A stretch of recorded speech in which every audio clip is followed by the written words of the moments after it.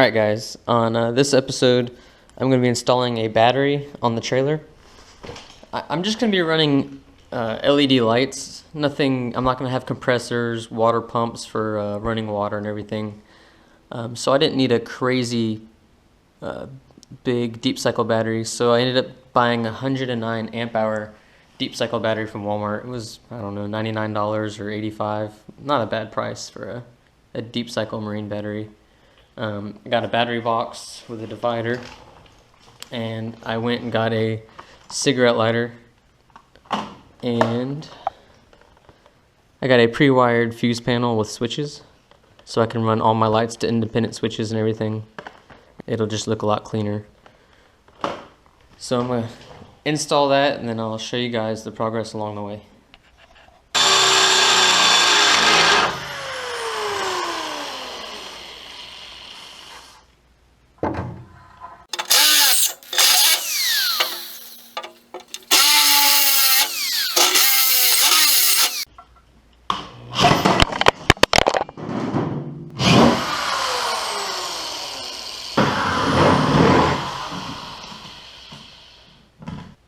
Alright, I drilled 4 holes, bolted it down, it's nice and snug, it's not going anywhere. I drilled a little hole over here to run some wires up. Those are going to be for the outside lighting and the rock lights underneath the trailer. Alright guys, I got the battery box mounted. It's very sturdy, it's not going anywhere. I cut a hole through the lid and I installed the pre-wired fuse panel and switches. It's for a boat, so it's completely waterproof. It has little rubber covers over the switches. So even if water was to lay up here when it rains, it's not going to seep into the switches and short anything out or lead anything to corrode. So I really like that. Otherwise, I was going to mount it on the side, but I really didn't have enough room because I have a larger battery. But as you can see, the top, there's a few inches of area above the battery, so I just used that. Alright, flipping the lid over, you can see how easy this really is. I just have to run a ground to the battery to ground out the switch panel, and then I can just wire each accessory to the power on each switch. It's that easy. I got the fuse panel wired in, so now when I turn the switches on, they'll light up.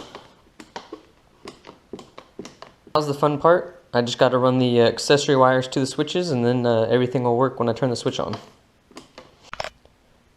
Alright, I got the rock lights hooked up, so I'm going to go ahead and turn off the lights. And if I can find it in the dark, turn the red light comes on to know which switch is activated, and there's the rock lights.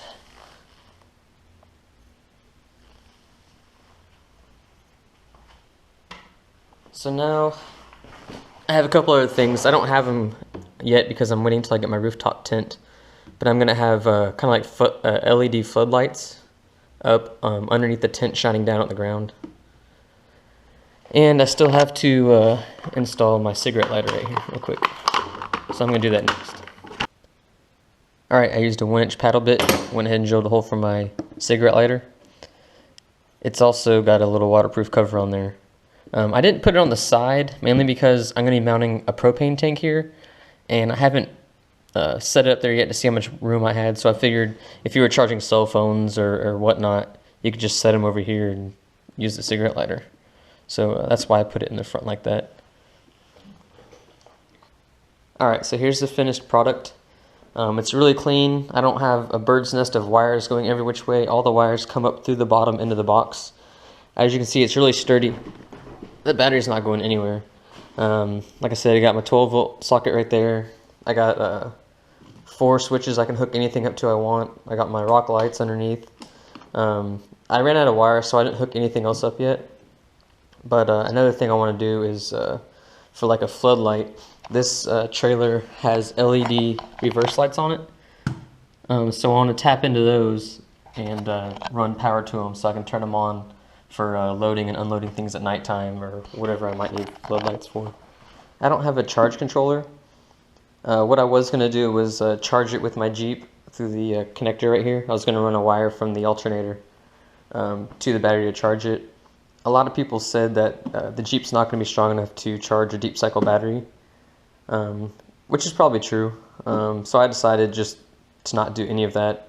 When it's at home in the garage, when I'm not using it, I'm just going to plug it into a slow trickle charger, and that'll bring it back to life. Otherwise, just running LED lights on it at nighttime for a few hours is definitely not going to kill this battery. I could use it for mini weekends or long trips, and I would probably never kill the battery. So at this time, I'm not going to use anything to charge it while I'm driving down the road.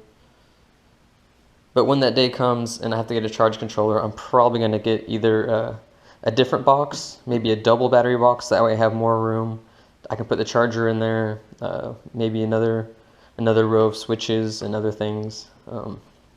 It really just depends on how big I want to get into it. Am I going to have a little mini hot water heater or a water pump for a shower, or maybe a sink or something? I don't know at this point. I just want to keep it simple and clean for right now. And you can't get much more simple and cleaner than just the battery box modded out. So thanks, subscribe, and stay tuned. Next, I'm probably going to do propane, mount a propane tank, and get a grill and everything like that going.